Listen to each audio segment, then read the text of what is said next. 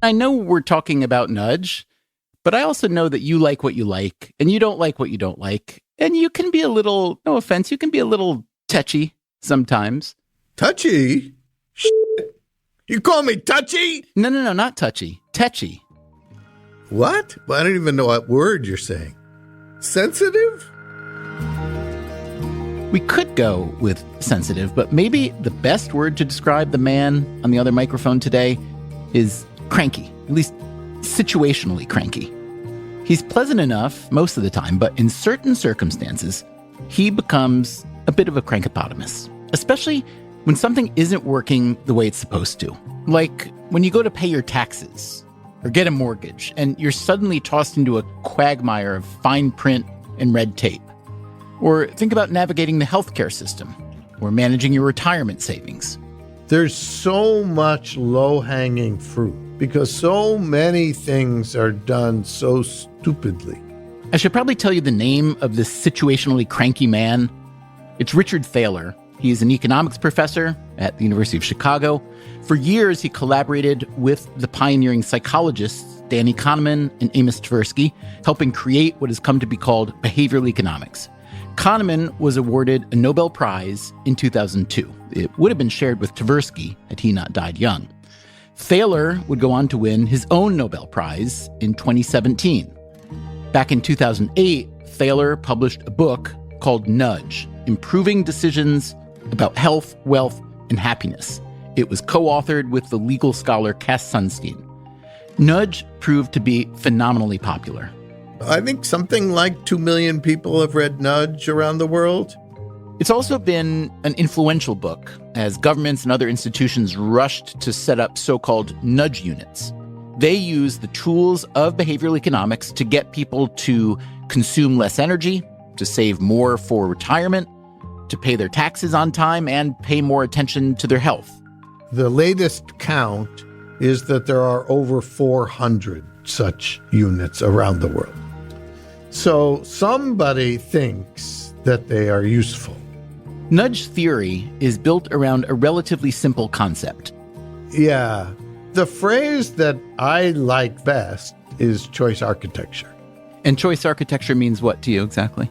It's creating the environment in which people choose. And who is or is not a choice architect? Are we all choice architects, or only some members of the elite, the choice architects? I mean, if you think about, you're the choice architect for this episode. You're asking the questions, and then you're going to dictate to your listeners which parts you'd play, and the really good, funny stuff he's left out. I can tell you, call me and I'll tell you the really good stuff. Okay, let's move on. What exactly counts as a nudge? Imagine you run the cafeteria at a university or a hospital, and you want to encourage healthier eating. Here's an excerpt from the book, read by someone we hired who wouldn't sound like such a crankopotamus. A nudge, as we will use the term, is any aspect of the choice architecture that alters people's behavior in a predictable way without forbidding any options or significantly changing their economic incentives. To count as a mere nudge, the intervention must be easy and cheap to avoid. Nudges are not taxes, fines, subsidies, bans, or mandates. Putting the fruit at eye level counts as a nudge. Banning junk food does not. Today on the show, the latest installment of the Freakonomics Radio Book Club. Those are the episodes where we interview an author and hear some of the best excerpts from their book. The book today is a new and radically revised edition of Nudge. We'll ask how useful nudging can be if you want to solve big problems. We can't solve climate change with nudging, but we can't solve it without nudging. We'll talk about why there are so many big problems to solve. Look, you don't have to be a genius to have thought of this. You have to be an idiot to have created the system that needed this fix. And we'll try to figure out what makes Thaler so Thaler. Yeah, I think that's ridiculous.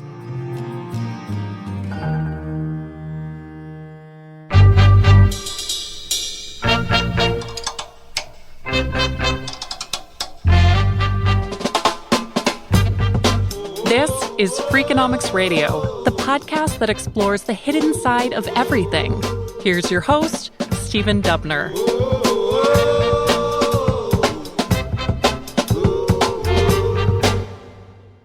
I've always argued that Nudge is one of the best written books by academics. I mean, you're an economist and your co-author, Cass Sunstein, is a lawyer, for goodness sake.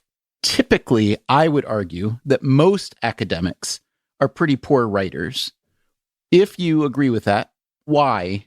Well, writing in academic journals, you're almost discouraged from good writing.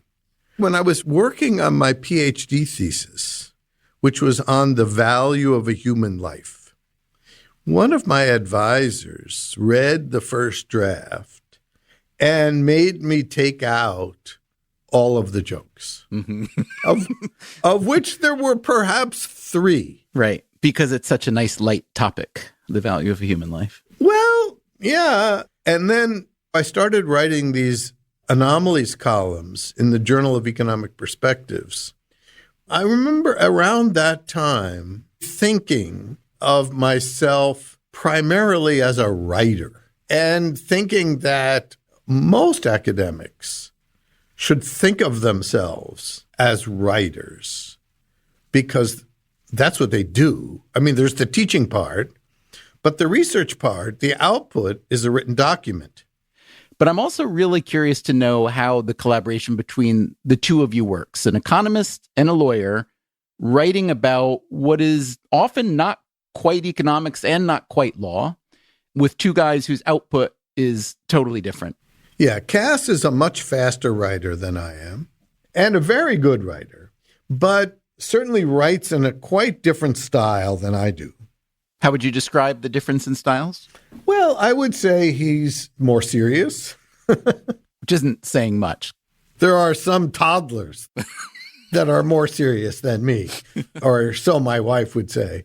But when we sat down to start writing Nudge, much of it was based on research I had done.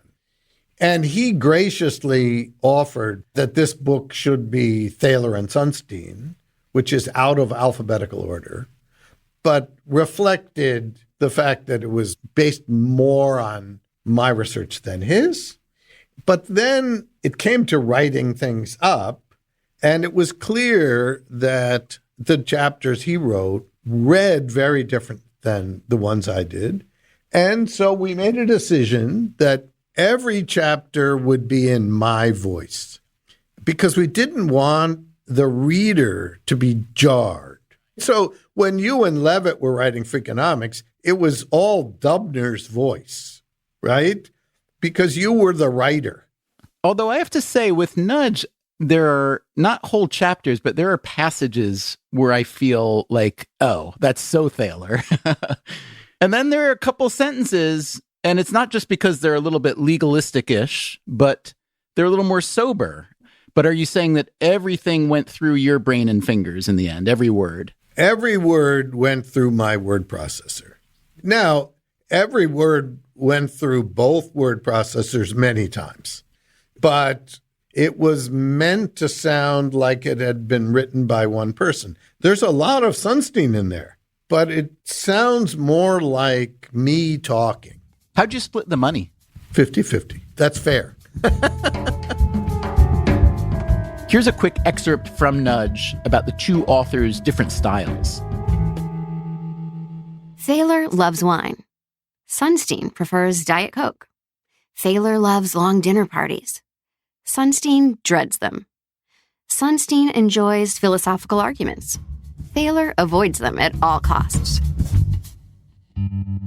We should also say that Sunstein is an extremely prolific writer. Thaler, meanwhile, admits to being famously lazy. Well, yeah. So in the time that you and I will be talking today, how many books do you think Cass will have written? He's working full-time for Homeland Security. So I'm guessing he's down to writing only 4 books a year. What's he do for Homeland Security? I could tell you, but I'd have to kill you. Thaler invented a phrase which describes the not too hot, not too cold nature of nudging. He calls it libertarian paternalism. I asked him how he came up with the phrase. I was presenting a paper at the University of Chicago, and my discussant was Casey Mulligan, who's a very Chicago school member of the Chicago Economics Department. And the data I was presenting was that we were able to triple people's saving rates in 3 years, not forcing anybody to do anything. So he grudgingly admitted that this seemed to work. But then he said, but isn't this paternalism? Which at the University of Chicago is like saying, aren't you a child molester or a communist? And I said, well, I'm not sure because there's no coercion here. Normally we think of paternalism as like, you have to buckle your seatbelt and you can't buy pot because it's not good for you. So I said, I guess if this is paternalism, maybe it's some different flavor of paternalism. Maybe we could call it libertarian paternalism. So this was an ad lib. And kind of a joke? Well, you know, everything with me is kind of a joke, but I kind of liked it. And the next day, I was having my weekly lunch with Cass Sunstein. And that's what led to Nudge. But if I were to ask you, then or now, hey, Thaler, are you a libertarian? Or Thaler, are you a paternalist? I'm almost sure you'd say no to both. Correct. Now, look, the fact that the term seems oxymoronic, Or maybe just moronic. but some would say moronic, and the fact that it really annoys libertarians, that was a big plus. But it's taking two things that are in many instances negatives, or at least have some negative connotations, and putting them together to make a good thing. It reminds me of when my kids were little, they had a babysitter whose name was Matherin, which was spelled Mathurine. So it was math and urine combined, but she was lovely. Yeah. So, look, I would say that it's good that we called the book Nudge and not libertarian paternalism is not an oxymoron. Or one-click paternalism, as you toyed with. Yeah. I will say also, I lost a battle on the subtitle for this book. I wanted the subtitle to be The Gentle Power of Choice Architecture. That's the message of the book. People should understand that they are the recipients of choice architecture in almost every aspect of their life. Once you catch on to that, I think it helps. Here's another excerpt from Nudge. Perhaps the most basic principle of good choice architecture is our mantra, make it easy. If you want to encourage some behavior, figure out why people aren't doing it already and eliminate the barriers that are standing in their way. If you want people to obtain a driver's license or get vaccinated, make it simple for them, above all by increasing convenience. Of course, this principle has an obvious corollary. If you want to discourage some behavior, make it harder by creating barriers. If you want to make it harder for people to vote, forbid voting by mail and early voting and reduce the number of polling stations and place them far away from public transportation stops. While you're at it, try to make people spend hours in line before they can vote. The title of the new edition is Nudge, the Final Edition. I don't know quite how to read that. Are you planning on going somewhere? Is it a commitment device so that you'll never revise it again? It's exactly a commitment device. So for your listeners who don't know what that means, Oh, they all know. We've told them before. well, probably my most famous story, and I'm a person who's known for having many stories. Here we go with the cashews again. I won't repeat the whole story, but It's okay. I'll just take a nap. You tell it. it involves taking a bowl of cashews and hiding it in the kitchen so that some dinner guests wouldn't spoil their appetites while having an adult beverage. So that was meant to illustrate our lack of self-control, even though we might profess we want self-control. Right. And we were committing ourselves not to eat any more cashew nuts, at least without going to the effort of walking 20 meters to the kitchen. So as far as we can tell, no one has been stupid enough to do what we've done, which is to take a book that was still selling 50,000 copies a year and just say, oh, yeah, let's write it again.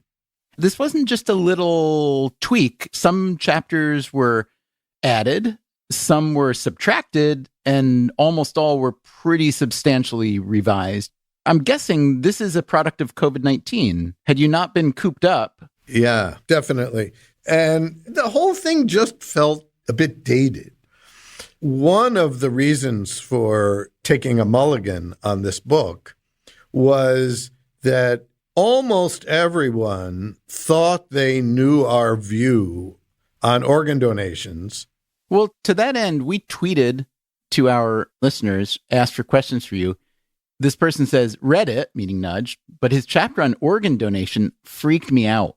The book said that to increase organ donation numbers, the default should be that you donate your organs and that you have to opt out. I think the state having the right to take your organs by default is evil. Is that what you said?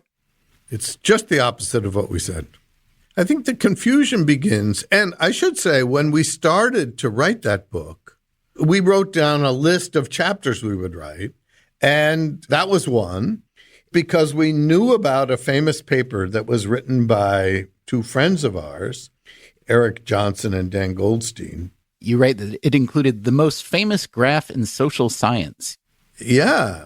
And what that graph shows is that if the default is to agree to be an organ donor, meaning you have to go out of your way to opt out, then hardly anybody opts out. And this is true, say, in Austria.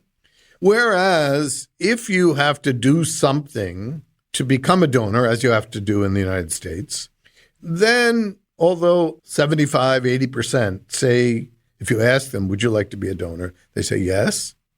40, 50% get around to it. So, wow, that's a huge effect, right? And then we started reading the literature. And here's the crucial mistake that people have made in thinking about this problem. If having failed to opt out meant that should you have a fatal automobile crash, that your organs will be automatically harvested, then that would be a very attractive policy, setting aside for the moment some ethical questions. Like whether, as our listener wrote in, the state can take your organs by default. Correct. And by the way, there's a scene in Monty Python where John Cleese and one of the other troupe arrive at some guy's door. Yes? Hello, can we have your liver? What? Your liver. You know, it's reddish brown. It's sort of, Yeah, I know what it is, but I'm using it. What's this then? I'll leave it on his card. Need we say more? I think one of the lines is, but this is only in the cause of death. And Cleese assures him, No one who's ever had their liver taken out by us has survived. so now there is a policy called routine removal. And it wouldn't be the Monty Python version. What it would be is that if a patient becomes brain dead, then the transplant teams will automatically take whatever could be used. And is that actually practiced anywhere? Essentially nowhere. That we know of. That we know of. And we have looked high and hard. There are maybe half a dozen countries that have that as their law, but in fact still don't do it. And many of the countries that have switched to what's called presumed consent explicitly describe their policy as soft presumed consent. Which means that if a young person who has not opted out is, let's say, killed in a car crash, then the family or the survivors are still consulted as to whether to go ahead. Is that about it? Yes. And in fact, if they can't get in touch with the family or someone, they don't take the organs. So this famous chart that showed almost everybody in countries where they have presumed consent for organ donation, yes, everybody's not opted out, but not being opted out doesn't mean that that person's organs are necessarily donated, because there's a whole other level to go through that most people just didn't think about. Yeah, that's point one. Point two is that if almost no one is opting out, then we should not be giving a lot of credence to the fact that you didn't opt out. I mean, you have a teenage son. If he failed to fill out some form, how confident would you be that that omission was based on careful thought? Right? Zero. But even you, I'm sure, can see why someone who has read most of Nudge and gets to the chapter on organ donations and starts to read about countries like Austria that do have presumed consent, why they would think, oh, well, that's the answer. Look at that chart. It must work. Yeah.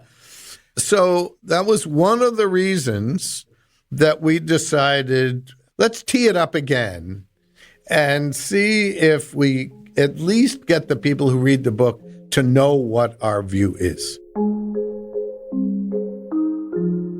One major theme of Nudge, and this follows directly from the foundational research by Kahneman and Tversky, this has to do with cognitive biases and how they lead to errors in judgment. The availability bias, for instance, this can make us overweight some threat just because it's been in the news a lot. A terrorist attack, for instance, and underweight a more likely threat, like heart disease. Another common blind spot is something called pluralistic ignorance. We think we know what other people are thinking, but often we don't. This can lead us to assume that certain social norms are much stronger than they are. Here's how it's explained in Nudge. A vivid example comes from an experiment in Saudi Arabia. In that country, there has long been a custom of guardianship, by which husbands are allowed to have the final word on whether their wives work outside the home. Asking a large group of young married men in private whether they are in favor of female labor force participation, economist Leonardo Burston and his colleagues learned that the overwhelming majority answer yes. At the same time, they found that those men are profoundly mistaken about the social norm. They wrongly think that other similar men, even those in their local community, do not want their wives to join the labor force. Burston and his colleagues randomly corrected the beliefs of half of those young men about what the other young men believed. As a result, they became far more willing to authorize their wives to work. 4 months after the intervention, the wives of men in the experiment who had received the information about others' beliefs were more likely to have applied and interviewed for a job.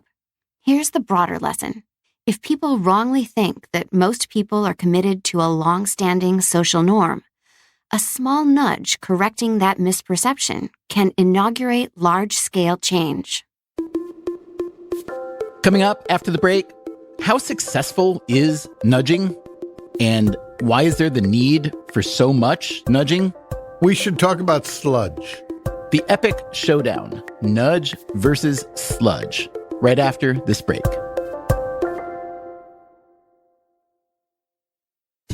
Picture this. It's morning, you've just woken up, and your phone is right there. But instead of looking at yet another video of a goat on a trampoline, you spend 5 minutes getting all the business news you need to know in a way you didn't know was possible. That's the idea behind Morning Brew, the free daily newsletter that delivers the business news of the day without all the boredom. It only takes 15 seconds to sign up for free at morningbrew.com/Freakonomics. Again, sign up today at morningbrew.com/Freakonomics.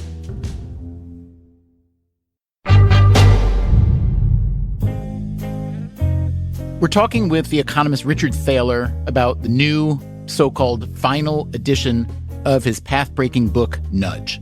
It was co-authored by Cass Sunstein, who for 3 years during the Obama administration ran the Office of Information and Regulatory Affairs. It was not a nudge unit per se, like the ones adopted by other governments around the world, but it did bring a bit of nudge theory to the realm of federal policymaking. The idea was that some nudges might be useful, even with large, complex, and seemingly intractable problems. Climate change, for instance. The new edition of Nudge has a heavily revised chapter called Saving the Planet. We're quite explicit that we don't think nudging is the answer to everything. And on climate change, we are pro-carbon tax, as is every economist that I know. You got to get the prices right.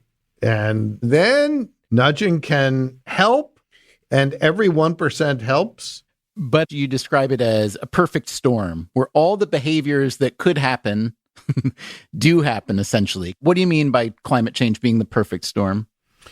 Well, it's one big free rider problem. The literal free rider is somebody who gets on the bus and doesn't pay. And in economic terms, this term is used for somebody who isn't paying their fair share, or on the flip side, is causing more than their share of harm.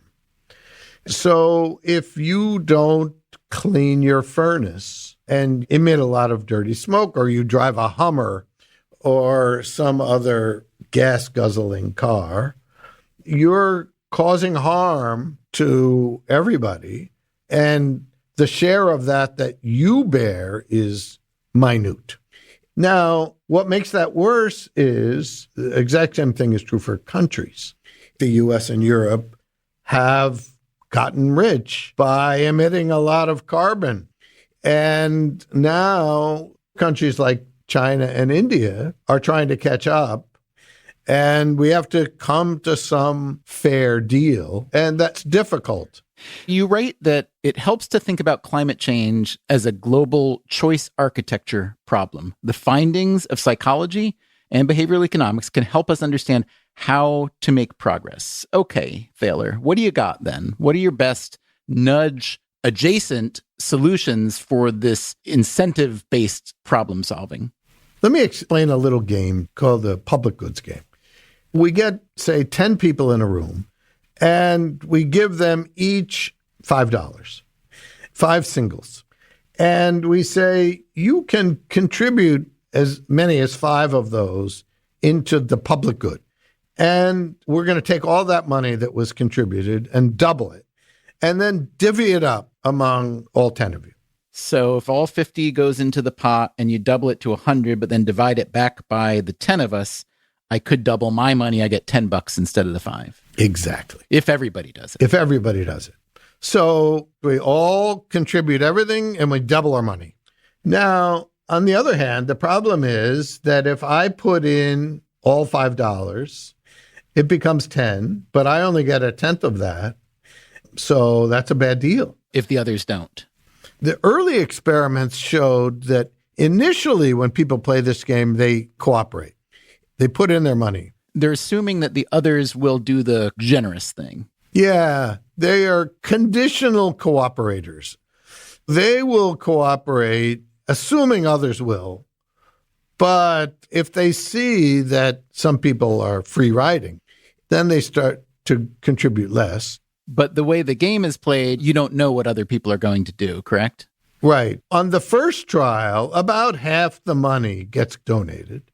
But as you repeat it, that goes down to something very low. So people learn that other people are jerks. They're learning that free riders are riding free and they don't like it. They want to punish them. Punishment is the key word. So 2 Swiss economists have run an experiment where they allow people to punish bad actors. So if I see that player SD, thanks a lot, is not contributing, then I can privately pay $1 to take $2 away from him. So I lose, but he loses more. Right. According to economic theory, I will never do that. Right. Why would I want to lose any of my money for some schmo? But people will try to teach people a lesson. So the first surprising to economists thing is people use this punishment tool, even though it hurts themselves. And the second surprising thing is it works. The people who've been punished say, oh, okay, I guess I'm supposed to cooperate. And how does that relate to the actual climate change situation? So Bill Nordhaus, a Nobel laureate in economics, has suggested creating what he calls climate clubs. I'm not sure that's the best name, but the idea would be, it's very much like the Paris Accord, that countries would agree that we're all going to reduce our emissions, and that if anybody doesn't live up to their promise, they'll be punished via tariffs. So if country X, which might look a little bit like China, let's say, says we're in, but then they don't hold up their end of the bargain, we collectively punish that country by imposing tariffs on the goods that they make. That's the idea. Right. Okay, but what if they're not a country that sells a lot of stuff around the world? Well, there may have to be other ways to punish them. Presumably, there might be some countries who find it cheaper or in their interest to pay the fine, essentially, rather than cooperate by cutting emissions so much. Is there anything you can do other than punish them or kick them out? I think that being a member of the global society is pretty valuable. So I think in principle, it's possible. We've put sanctions on various countries. Now, they don't always work, North Korea, say, but I think this is the outline of a solution. It's interesting, though, sanctions often fail in the political realm. In other words, we put sanctions on, as you said, North Korea or Iran, and they don't, quote, do what we want them to do. Do you have any reason to believe that this kind of dynamic would work better in a climate change scenario than a geopolitical scenario? Well, I'm hopeful for it. It's the best solution I can think of. And the reason is that we are all in this together. Climate change is going to make things worse for everyone. So there is an incentive for us to figure this out. But all the cognitive biases or blind spots we have that you write about in Nudge, that we only really think about things that are in front of us, that are salient. We think about ourselves more than other people. All those seem to conspire to prevent the kumbaya-ish solution you're describing for climate change. That's why we can't solve climate change with nudging, but we can't solve it without nudging. The whole purpose of this climate club thing is to get a global carbon tax or the equivalent. All right, now we've got prices set. And so now it's going to cost you twice as much to heat and cool your house. Well, we can now use some technology and nudging to help you manage that. If there's variable pricing, maybe your thermostat starts to beep if the cost of cooling or heating has suddenly gone up. Or you can program it to automatically adjust.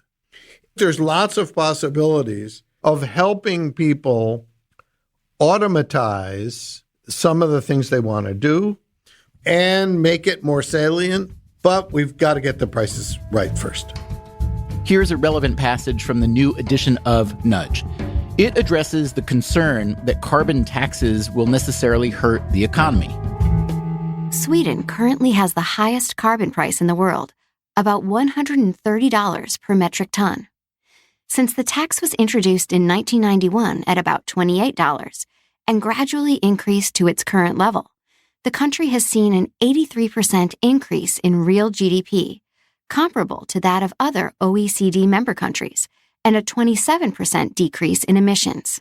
Though the tax increased gasoline prices, The response to the tax promoted significantly larger behavioral changes than would be expected under a gasoline price increase alone. There is a general lesson here. If a tax is understood to be responding to a serious problem, people might respond even more than they would to the purely economic incentive. In this context, they might hear a signal that it's good to reduce greenhouse gas emissions, and they might be willing to do that even if it's not in their economic interest. Humans are like that.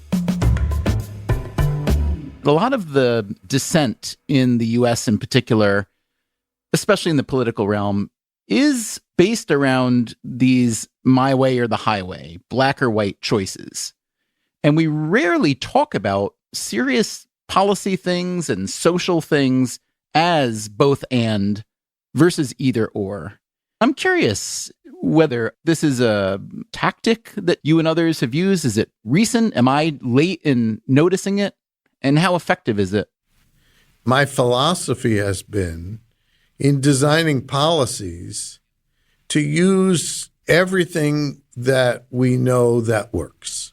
So let me give you an example. And it's this program that my former student Shlomo Ben-Artzi and I created called Save More Tomorrow. And the idea was there are some people that are saving too little in their retirement plan. How can we help them? And Fidelity, the big mutual fund company, once asked me to come give a talk. And they asked me to talk about this question. I hadn't written anything about it, but I thought about it some and created this plan. And we should say they're not unself-interested. That's correct. For self-serving and other reasons, they would like people to be saving more. So we go to people and say, would you like to sign up for a plan where we will increase your retirement saving soon, like in a few months? Increase your saving, meaning take a little bit larger share out of your own check. Right. So let's suppose you're saving 5% of your salary, which is woefully inadequate. We say, okay, how about when you get your next raise, we increase it by 1 or 2 percentage points. And we do that every year until you reach some sensible level of saving, whatever that might be, 10%, 12%. So what does this do? First of all, it's using the fact that we all have more self-control in the future. As St. Augustine said, God give me chastity, but not yet. Many of us are planning diets starting, say, after the next holiday. So we're asking people whether they would want to start saving more later. That's why we call it Save More Tomorrow. Which happens to initialize itself to SMART, which is a good idea. Then the second thing was we were linking it to raises. And the reason was that we know about loss aversion, that people are more sensitive to losing than to winning. And we know that people make those calculations not adjusting for inflation. So if they get a 3% raise, even if inflation is 2%, they're thinking about it as 3%. And so if they never see their paycheck go down, that's going to help. And so this was throw the kitchen sink at the problem. And that's been my philosophy. Later on, we realized that the only component of this that's really crucial is making the raises automatic and getting people signed up. So this came to be called auto escalation. And another component of retirement savings that you've promoted and written about is called auto enrollment, meaning when I'm an employee at a firm, rather than having to fill out 20 pages to get into the retirement savings program, I'm just automatically enrolled unless I choose to opt out. So to me, these are the great successes. Laws were passed and research by you and Shlomo Ben-Artzi and others was invoked to really, really change the trajectory of the retirement savings of probably millions and maybe someday billions of people. So that's awesome. That said, I knew there was something coming. and I don't mean to imply that this wasn't a really smart idea and solution. I think it really was. It shouldn't have taken that in the first place, is my skeptic's view of it. It should have been made more attractive for people to save more in the first place, rather than having to nudge people into it. Your nudging has done a lot of good in the world, I would argue, but wouldn't it be almost obviated if there was more good design thought that goes into the origin of programs rather than having to fix things that are so entrenched? What you're saying is, look, you don't have to be a genius to have thought of this. You have to be an idiot to have created the system that needed this fix. And I have quite a bit of sympathy for that. And it's worse than that. So automatic enrollment, I think I wrote about for the first time in the early 1990s. And I couldn't convince anybody to do that. And one of the reasons was it had a terrible name. It was called negative election. Oh, yeah. Let's get behind my program of negative election.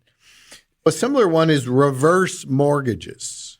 Now, reverse mortgages can have a sleazy part to them, but there are many people who live in places where real estate has gone up a lot, say in California, that a reverse mortgage makes a huge amount of sense in that they're sitting on, say, $2 million worth of real estate that dwarfs their other assets. They're cash poor and house rich. And figuring out a way to help people do that is smart. Then calling it a reverse mortgage. It should just be called like the biggest piggy bank in the world. Yeah, it should be spend more today, live a little, get a life. I mean, you almost can't think of a name worse than reverse mortgage. We should talk about sludge. We will, I promise.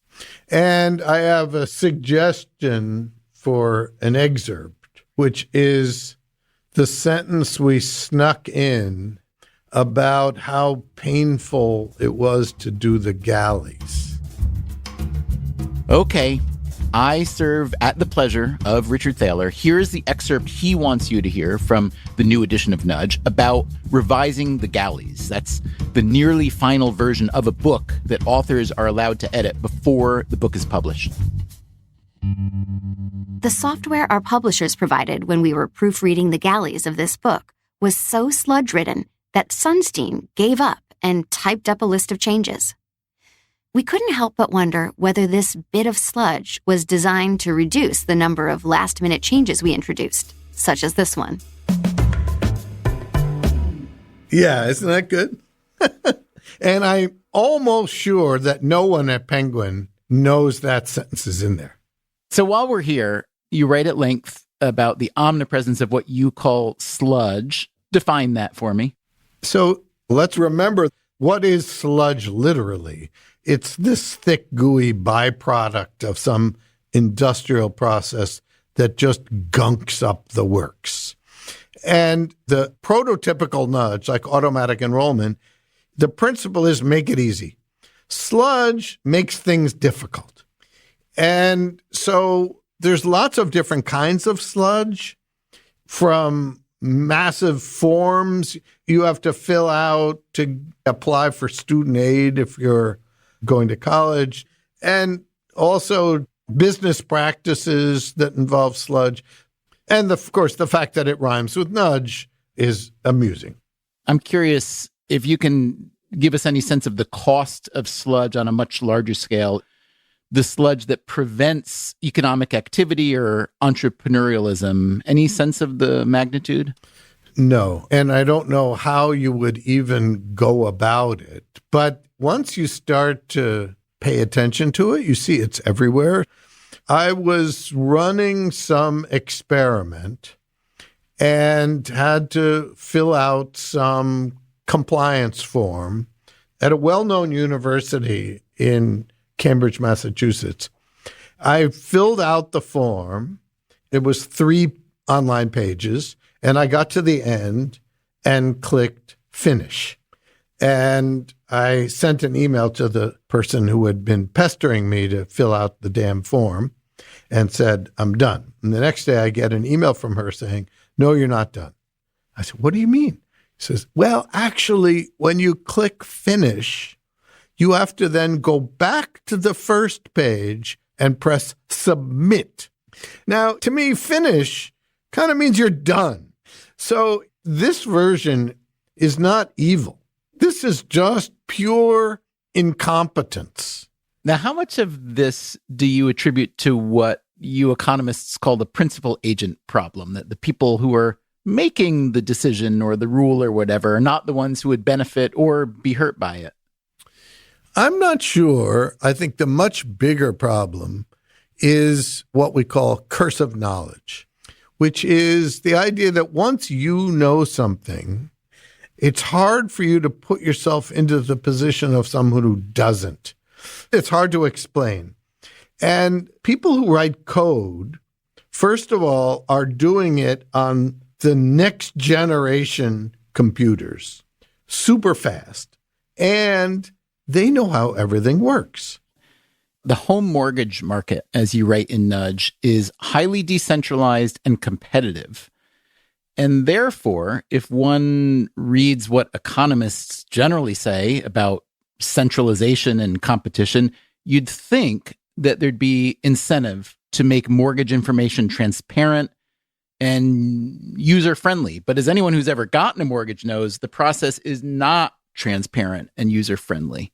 So this is a case where there's tons of sludge. A lot of people make poor decisions. Why has a decentralized and competitive market not solved a problem like that? I mean, the cynic in me just says the lobby is better than the regulators. The lobby is better than the regulators. The cynic in you is right. And even a little bit of monopoly power goes a long way. On a busy road, if the gas station on the other side of the street is 10 cents cheaper, how much out of your way are you willing to go? Now, if you're my father, who is no longer with us, he would drive around burning a lot of gas to make sure he got the cheapest price. But if you're not him, you're going to stop at some point.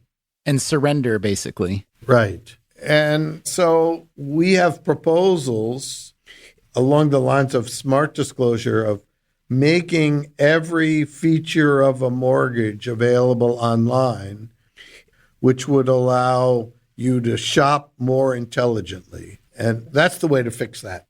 When you write about smart disclosure, one example you use is that it would make switching banks much easier, because if you're allowed to marshal all your existing financial information into one place, then you control the data and so on. But given the remarkable abilities of cyber criminals these days, isn't that maybe moving in the wrong direction? I'm sure you have accounts with some financial services companies, a bank and a brokerage or something, right? You keep your money somewhere. I mean, I have a very large mattress. Yeah. Which room? In case I happen to be visiting. But so they use two-factor authentication and so forth. I don't think they are likely to steal from you that way. Oh, I'm not worried about my institution stealing from me.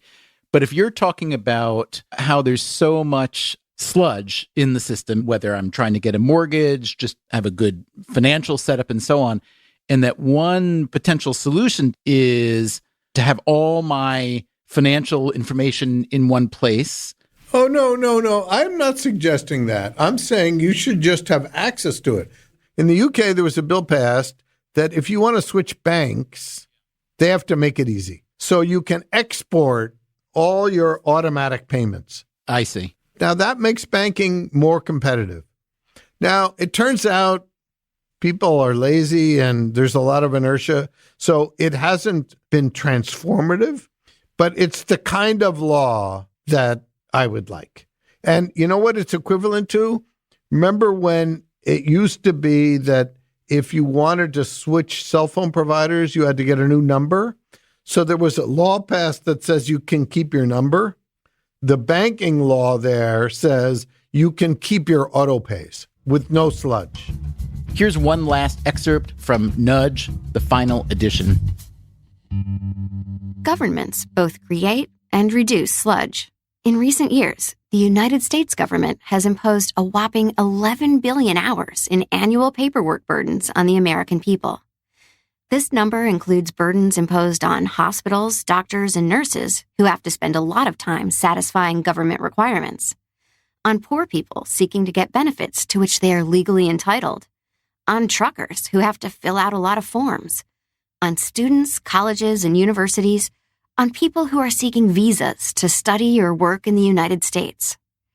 The cost of those 11 billion hours is not merely time. In many cases, sludge operates as a wall, and people cannot find a way to get over it. As a result, they are blocked from getting permits, licenses, money, health care, or some other kind of right or assistance. A sludge reduction effort would pay big dividends. Cass Sunstein, Thaler's co-author on Nudge, has in fact just published a book called Sludge: What Stops Us from Getting Things Done and What to Do About It. I wanted to end this conversation with Thaler by hearing whether he thinks the behavioral economics revolution he helped start will have legs, or if this is a fleeting moment. Well, I don't think it's a fleeting moment. And I've often said that my goal is for the field of behavioral economics to eventually disappear, because economics will just become as behavioral as it should be. Are we on the way toward that? I think so. And one sign of that is that I see behavioral economics papers being presented by people who don't identify as behavioral economists. A health economist writes a paper about a mistake people are making in choosing health insurance plans, right? But what I would say is there are opportunities to apply behavioral economics in all kinds of domains. And the place I think that's ready for a revolution is human resources. What are some of the mistakes they're making? Can we start with job interviews? Those are pretty much useless. Because the relationship between the quality of the conversation and the quality of the work are zero? Is almost zero. Almost zero. There's a quote from Obama. It's a 3-word quote in the new edition. Better is good, he said. Can you talk about that for a second? Yeah, so I gather from Cass is that this was something he would often say if you're having some conversation about some policy that won't solve things, but will make things better. He would say, well, better is good. We could talk for the rest of the year about the problems that the world faces. And in each case, we should do what we can to make incremental changes. Do you think that the embrace of incrementalism is something that comes with age? Because when I look at the solutions proposed by people younger than you and younger than me, I do see more of the either or binary, I'm right, you're wrong, or vice versa, as opposed to, hey, let's improve things 2 or 3%. And if you do that for a bunch of years, you've totally flipped the switch. I think we do start out more idealistic and we think, well, we should just solve this. Right. That should never happen again anywhere. We should ban cruelty. And ban rich people. Everybody wants to get all their groceries delivered from Amazon, but they don't want Jeff to be able to buy that yacht. And how do you explain that sentiment as a behaviorally inclined economist? It is the case that there's growing inequality and there's resentment about that. On the other hand, the companies that have gotten so big, like Apple and Google and Amazon, have by and large done it by being better than everybody else. And that is our system. So we can debate what share Larry Page and Jeff Bezos ought to get, but the system is creating all these whiz-bang technologies that we all enjoy.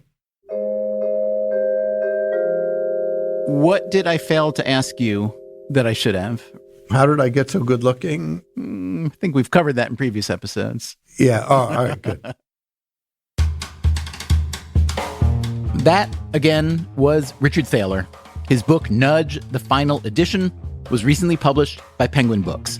If you want to hear another show we did with Thaler some years ago, check out episode 340. It's called People Aren't Dumb, The World is Hard. You can get it and any episode from our archive on any podcast app.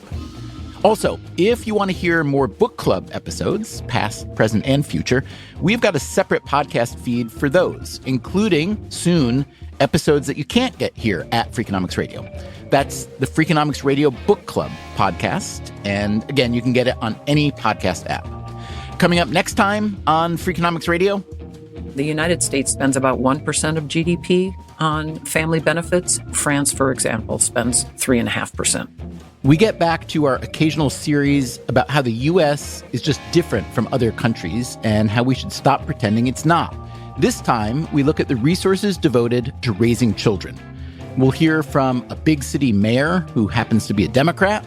My mother used to say the hardest job in America was being poor. A U.S. senator who happens to be a Republican.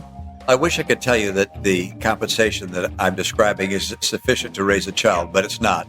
And we'll hear from our regular assortment of econo-nerds, all of whom happen to be puzzling over the same riddle.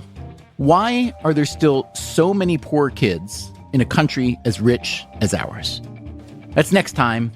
Until then, take care of yourself, and if you can, someone else too. Freakonomics Radio is produced by Stitcher and Renbud Radio. We can be reached at radio@freakonomics.com. If you aren't already following the other shows in the Freakonomics Radio network, you should be. They are called No Stupid Questions, People I Mostly Admire, Freakonomics MD, and as I mentioned earlier, the Freakonomics Radio Book Club. This episode was produced by Brent Katz. Thanks to Julian Nippen for reading the book excerpts. Our staff also includes Allison Craiglow, Greg Rippin, Joel Meyer, Trisha Bobita, Zach Lipinski, Ryan Kelly, Mary Duke, Emma Terrell, Lyric Bowditch, Jasmine Klinger, Eleanor Osborne, and Jacob Clementi. Our theme song is Mr. Fortune by The Hitchhikers. The other music in this episode was composed by Luis Guerra, Michael Riola, and Stephen Ulrich. Thanks to Angela Duckworth for apparently coining the word crankopotamus. If you'd like to read a transcript or the show notes for this or any episode, go to Freakonomics.com. As always, thanks for listening. For your listeners, if you wish to be an organ donor and are not, then go to Donate Life and you'll be able to sign up online. It takes a minute or two, and every person who becomes an organ donor can potentially help 5-6 people.